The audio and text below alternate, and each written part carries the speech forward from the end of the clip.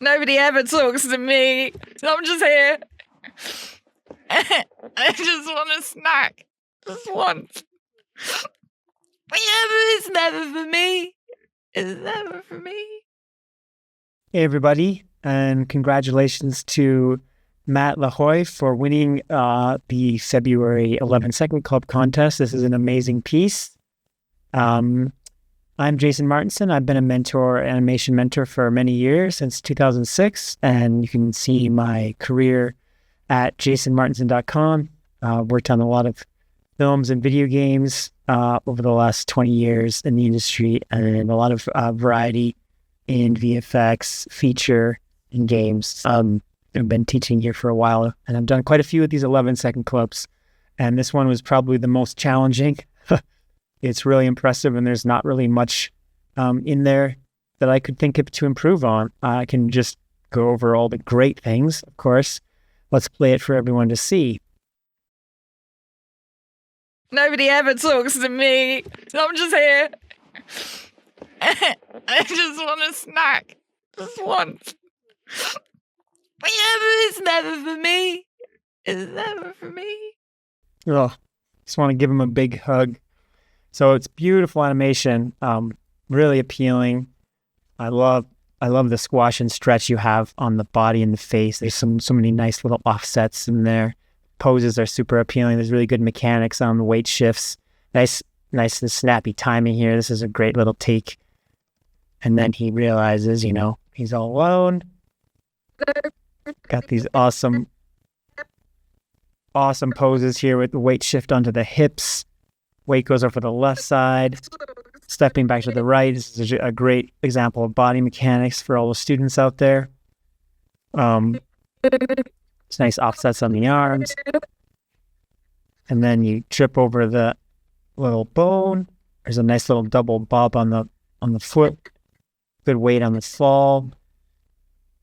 And he loses his balance and has this fun little scurry backward and goes into this really, really sad moment. Curls up, super appealing pose.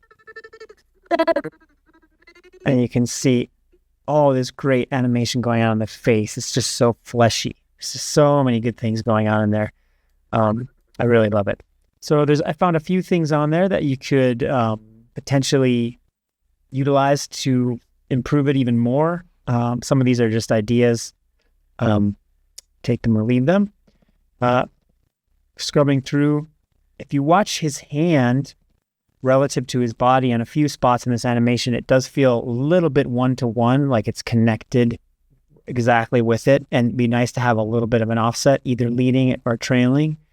But there's a moment here after his hand comes down that his whole body's moving over, and you can see from about frame 22 to 29, it feels one-to-one. So I would maybe drag that a little bit, and as his body gets up there, that maybe this would drag, so it'd be a little lower here, the hand. And as it gets to this point, it would keep going up a little bit, a few more frames, right?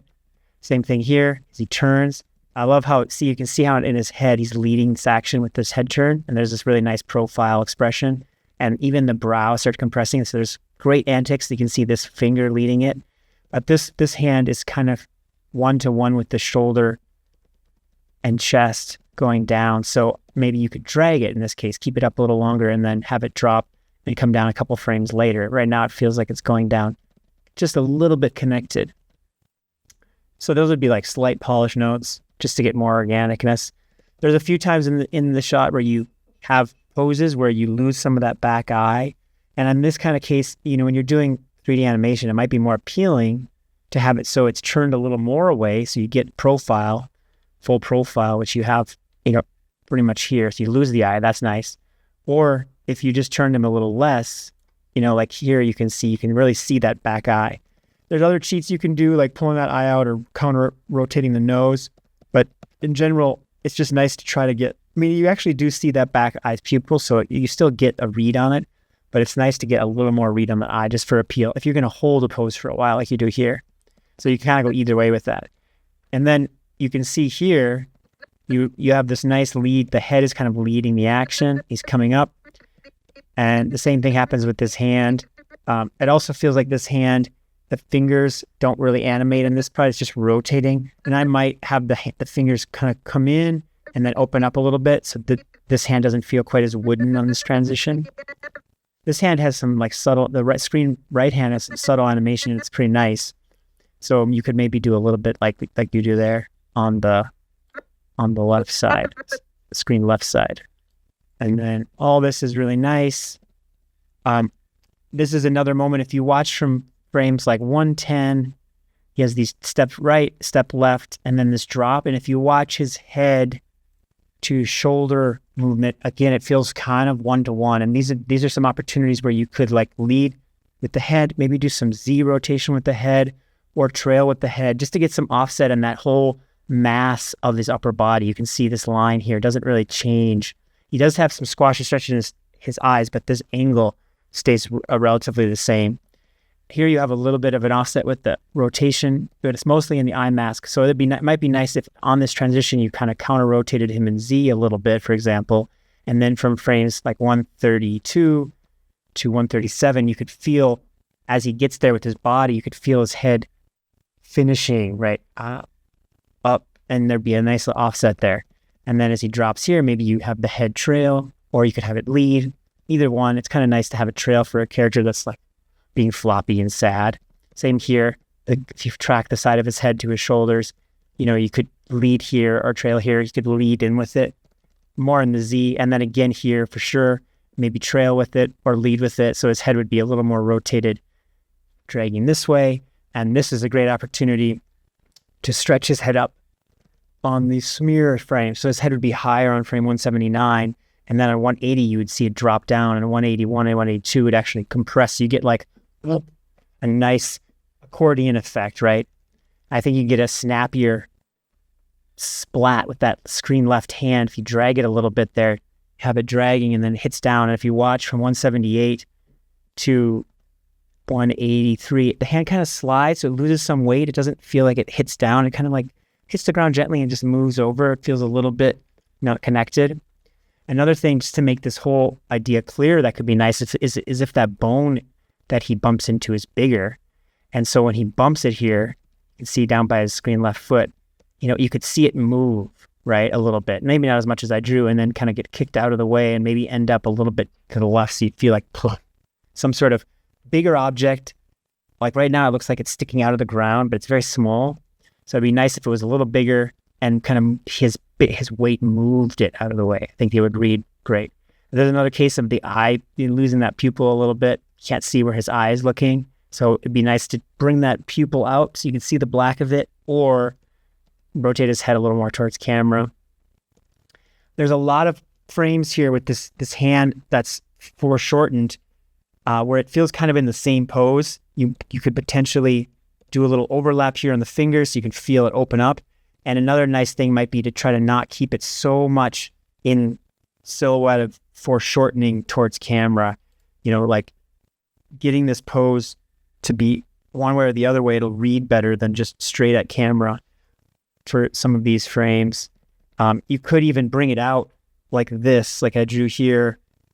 It might be nice to get a little bit of that elbow in there. This is just an idea. I don't know if you'd want to have this, but he's kind of still pushing away from us, but it's not right at camera. And maybe not for the whole time. Maybe that would be, he would push out, it would kind of come to that and come out of that. Another total optional idea is as he scurries back, I can imagine how it could be a cool texture thing to have one of his hands go back, and it would have to be this one like the other one, and for a brief moment to kind of get some scurry of a little bit of ground clearance, and then push up and then maybe come back up again, or can I stay down there and then come up into the point? And the point is good, but this shot is not super cartoony.